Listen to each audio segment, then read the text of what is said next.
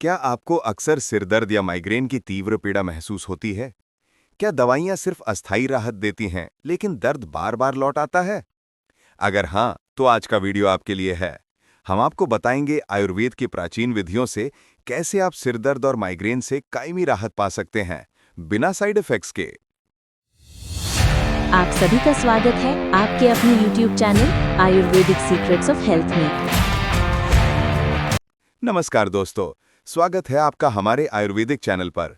आज हम बात करेंगे एक ऐसी समस्या के बारे में जो लाखों लोगों को प्रभावित करती है, माइग्रेन और सिरदर्द। क्या आप जानते हैं कि आयुर्वेद में इन समस्याओं का समाधान न केवल प्रभावी है, बल्कि ये आपके जीवन शैली को भी सुधार सकता है। तो चलिए जानते हैं आयुर्वेद के अनुसार माइग्रेन और सिरदर्द के कारण, लक्षण और उपचार के बारे में। माइग्रेन और सिरदर्द, आयुर्वेदिक दृष्टिकोण।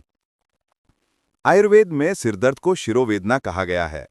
ये केवल सिर में होने वाला दर्द नहीं है, बल्कि ये शरीर और मन के दोषों के असंतुलन का संकेत भी है। आयुर्वेद के अनुसार शरीर में वात, पित्त और कफ ये तीन प्रमुख दोष होते हैं, जो हमारे शारीरिक और मानसिक स्वास्थ्य को नियंत्रित करते हैं। जब इनमें से कोई दोष असंतुलित हो जाता है, तो विभिन्न प्रकार की बीमारियां पैदा होती हैं और सिरदर्द इसी असंतुलन का सबसे आम लक्षण है। विशेष रूप से माइग्रेन को आयुर्वेद में अर्धवेदक कहा गया है। इसका अर्थ है ये दर्द अक्सर सिर के एक तरफ होता है और धड़कते हुए रूप में महसूस होता है। ये दर्द आमतौर पर पित्त दोष के बढ़ने के कारण उत्पन्न होता है। पित्त दोष के असंतुलन से मस्तिष्क और सिर की रक्त धमनियों में गर्मी और उबाल पैदा होता है, जिससे सिर में तेज दर्द, जलन या दबाव का अनुभव होता है। सिर दर्द के प्रकार भी आयुर्वेद में अलग अलग वर्णित हैं। वात दोष सिर दर्द, वात टाइप हेडेक, ये अक्सर सिर के पीछे या पूरे सिर में फैलता है। लक्षण: हल्की या तीव्र दर्द, ठंड लगना, कभी-कभी चक्कर आना। कारण: अनियमित दिनचर्या, नींद की कमी, मानसिक तनाव और अत्यधिक शारीरिक श्रम। पित्त दोष सिर दर्द, पिट्टा टाइप हेडेक, ये अक्सर सिर के सामने या एक तरफ तेज दर्द के रूप में महसूस होता है। लक्षण: सिर में जलन, आंखों में लालिमा, चिड़चिड़ापन, कभी-कभी उल्टी। कारण: मसालेदार या तैलीय भोजन, अत्यधिक धूप या गर्मी, गुस्सा और मानसिक तनाव। कफ दोष सिर दर्द, कफा टाइप हेडेक, ये धीमा, भारी और सुस्त दर्द होता है। लक्षण: सिर भारी लगना, नींद आना, नाक या साइनस में दबाव। कारण: ठंडी चीजों का सेवन, आलस्य, अनियमित नींद और सर्दी। आयुर्वेदिक दृष्टिकोण में माइग्रेन सिर्फ एक शारीरिक समस्या नहीं है, बल्कि ये मन और जीवन शैली के असंतुलन का परिणाम भी है। इसलिए इसका उपचार केवल दवा से नहीं, बल्कि समग्र दृष्टिकोण से करना आवश्यक है, जिसमें आहार, जीवन शैली, मानसिक संतुलन और आयुर्वेदिक हर्बल उपचार शामिल हैं। माइग्रेन के कारण आयुर्वेदिक दृष्टिकोण। आयुर्वेद में माइग्रेन और सिरदर्द केवल सिर में होने वाला दर्द नहीं माना जाता, बल्कि इसे शरीर और मन में दोषों के असंतुलन का संकेत माना जाता है। हमारे शरीर में वात, पित्त और कफ ये तीन प्रमुख दोष होते हैं।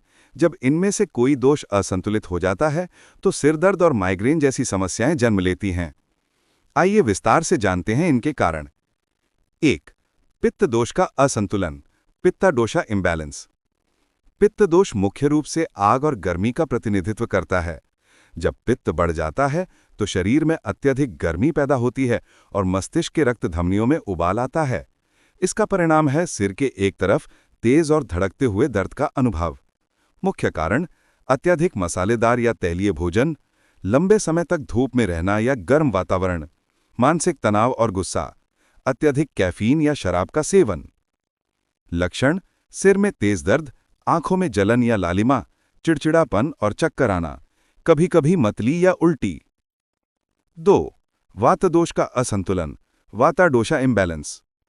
वात दोष हवा और गति का प्रतिनिधित्व करता है। जब वात असंतुलित होता है, तो ये नसों और मस्तिष्क की संवेदनशीलता को बढ़ा देता है, जिससे सिर में दर्द और हल्का चक्कर आने लगता है। मुख्य कारण: अनियमित दिनचर्या और नींद की कमी, अत्यधिक शारीरिक श्रम या थकान, मानसिक चिंता या तनाव, लंबे समय तक कंप्यूटर या मोबाइल का उपयोग। लक्षण: हल्का या तीव्र दर्द, अक्सर पूरे सिर में फैलता है। सिर में ठंड लगना या सुन्नपन का अनुभव। चक्कर आना, कमजोरी या थकान। 3. कफ दोष का असंतुलन, कफ दोषा इम्बैलेंस। कफ दोष मुख्य रूप से जल और स्थिरता का प्रतीक है। जब कफ बढ़ता है तो शरीर भारीपन महसूस करता है और सिर में दबाव या भारीपन का अनुभव होता है। माइग्रेन के दौरान कफ दोष बढ़ने पर दर्द सुस्त और लगातार महसूस होता है। मुख्य कारण ज्यादा सोना या आलस्य, ठंडी और भारी चीजों का सेवन जैसे बर्फी, आइसक्रीम या अत्यधिक दूध, अत्यधिक मानसिक या शारीरिक निष्क्रियता। लक्षण: सिर भारी लगना, सुस्त या दबाव जैसा दर्द, नींद ज्यादा आना और सुस्ती, नाक या साइनस में दबाव। विशेष नोट: अक्सर माइग्रेन में ये दोष अकेले नहीं बल्कि मिश्रित रूप में असंतुलित रहते हैं। उदाहरण के लिए वात-पित्त दोष का असंतुलन सिर में तेज धड़कते हुए दर्द और मतली ला सकता है। इसी कारण आयुर्वेद में हर व्यक्ति के लिए व्यक्तिगत उपचार आवश्यक माना गया है। आयुर्वेदिक उपचार माइग्रेन और सिरदर्द के लिए। आयुर्वेद न केवल लक्षणों का इलाज करता है बल्कि दोषों के असंतुलन को संतुलित करके स्थायी राहत देता है। माइग्रेन और सिरदर्द के लिए आयुर्वेद में कई प्रभावी उपचार उपलब्ध हैं, जिनका उपयोग प्राचीन ग्रंथों और वैद्य वाग्भट के अनुसार किया जाता है। 1. नस्यकर्मा। नस्यकर्मा आयुर्वेद की एक अत्यंत प्रभावशाली विधि है जिसमें औषधीय तेलों या रसों को नाक के माध्यम से लिया जाता है। ये सिर और मस्तिष्क से जुड़ी समस्याओं में बहुत लाभकारी माना गया है। कैसे लाभदायक है? ये सिर और मस्तिष्क की नसों को शांत करता है, वात और पित्त दोष को संतुलित करता है, माइग्रेन और सिरदर्द के दर्द को तुरंत कम करता है। उपयोग: विशेष रूप से तिल, ब्राह्मणी या नगरमुथा तेल का नस्या करवाया जाता है। ये दिन में 1 से 2 बार किया जा सकता है, पर किसी योग्य आयुर्वेद चिकित्सक की देखरेख में। 2. पंचकर्म चिकित्सा। पंचकर्म आयुर्वेद का प्रमुख शुद्धिकरण और संतुलन उपचार है। इसमें शरीर से विषाक्त पदार्थों और दोषों को बाहर किया जाता है। लाभ: सिर दर्द और माइग्रेन के कारणों को जड़ से कम करता है, शरीर और मस्तिष्क की संतुलन स्थिति को पुनर्स्थापित करता है, लंबे समय तक माइग्रेन की पुनरावृत्ति को रोकता है। प्रक्रिया: इसमें वात, पित्त और कफ दोष के अनुसार विभिन्न प्रकार की चिकित्सा विधियां अपनाई जाती हैं, जैसे बस्ती, स्वेदन और शिरोबस्ती। 3. शिरोबस्ती। शिरोबस्ती में विशेष प्रकार के औषधीय तेलों को सिर पर रखा जाता है। इसे माइग्रेन और सिरदर्द के लिए सबसे प्रभावी उपचारों में से एक माना गया है। लाभ: ये मस्तिष्क और तंत्रिकाओं को शांत करता है, वात और पित्त दोष को नियंत्रित करता है, सिर में भारीपन और दर्द को कम करता है। प्रक्रिया: सिर पर गर्म तेल का बल्ब या विशेष उपकरण रखकर तेल को 20 से 30 मिनट तक स्थिर रखा जाता है। ये उपाय विशेषकर एक तरफा और तीव्र माइग्रेन में बहुत कारगर है। 4. औषधीय हर्बल मिश्रण। आयुर्वेद में कई हर्बल औषधियां सिरदर्द और माइग्रेन के लिए उपयोगी मानी गई हैं। मुख्य हर्बल औषधियां: यष्टि मधु, ये सिर और मस्तिष्क की सूजन कम करता है। अर्जुन, ये रक्त संचार को सुधारता है और पित्त को संतुलित करता है। ब्राह्मणी, ये मानसिक तनाव और चिड़चिड़ापन कम करता है। अश्वगंधा, ये मानसिक और शारीरिक थकान को दूर करता है। कैसे उपयोग करें? इन हर्बल मिश्रणों का पाउडर या काढ़ा दिन में 1 से 2 बार लिया जा सकता है। नियमित सेवन से माइग्रेन के दौरे कम होते हैं और सिर दर्द में दीर्घकालिक राहत मिलती है। टिप: इन सभी उपचारों को अपनाने से पहले योग्य आयुर्वेद चिकित्सक से सलाह लेना जरूरी है, क्योंकि प्रत्येक व्यक्ति के दोष और शरीर की स्थिति अलग होती है। जीवन शैली और आहार माइग्रेन और सिर दर्द के लिए।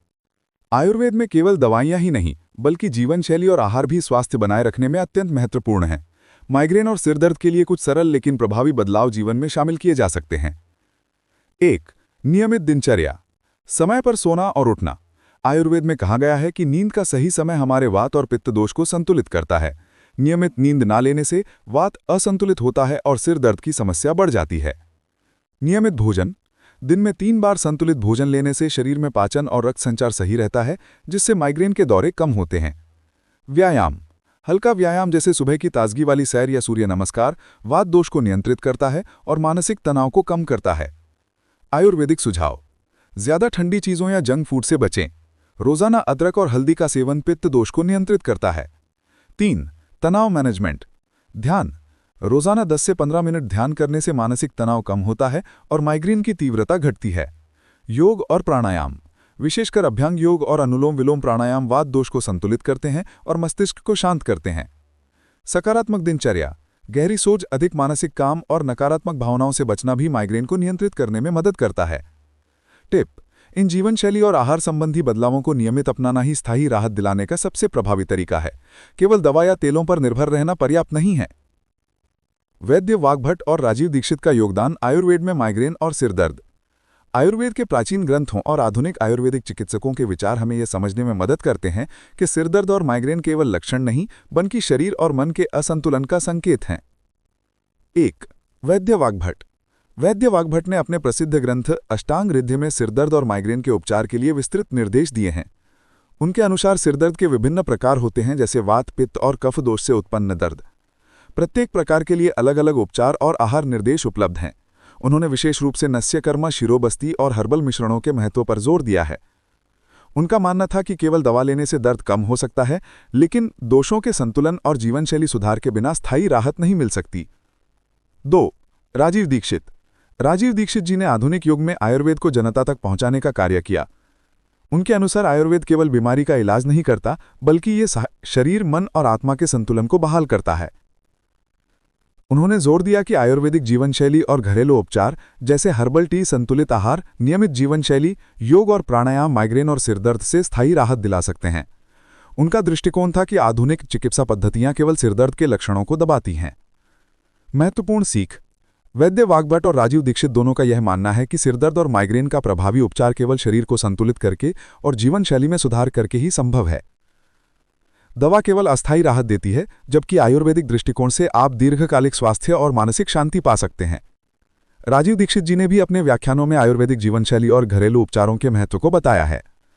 उनका मानना था कि आधुनिक चिकित्सा पद्धतियां केवल सिरदर्द के लक्षणों को दबाती हैं, जबकि आयुर्वेद समग्र रूप से शरीर और मन के संतुलन को सुधारता है। निष्कर्ष। माइग्रेन और सिरदर्द केवल लक्षण नहीं है, बल्कि शरीर और मन के असंतुलन का परिणाम है। आयुर्वेद में इन समस्याओं का समग्र और प्राकृतिक उपचार उपलब्ध है। यदि आप भी इन समस्याओं से छुटकारा पाना चाहते हैं तो आयुर्वेदिक उपचारों को अपनाएं और स्वस्थ जीवनशैली अपनाएं। महत्वपूर्ण नोट। ये वीडियो केवल शैक्षणिक उद्देश्यों के लिए बनाया गया है। किसी भी आयुर्वेदिक उपचार को अपनाने से पहले कृपया योग्य आयुर्वेद चिकित्सक से सलाह लें। यदि आपको ये जानकारी उपयोगी लगी हो तो कृपया हमारे चैनल को सब्सक्राइब करें और इस वीडियो को अपने दोस्तों के साथ साझा करें। आयुर्वेदिक जीवनशैली से जुड़ी और जानकारी के लिए हमारे अन्य वीडियो भी देखें। धन्यवाद।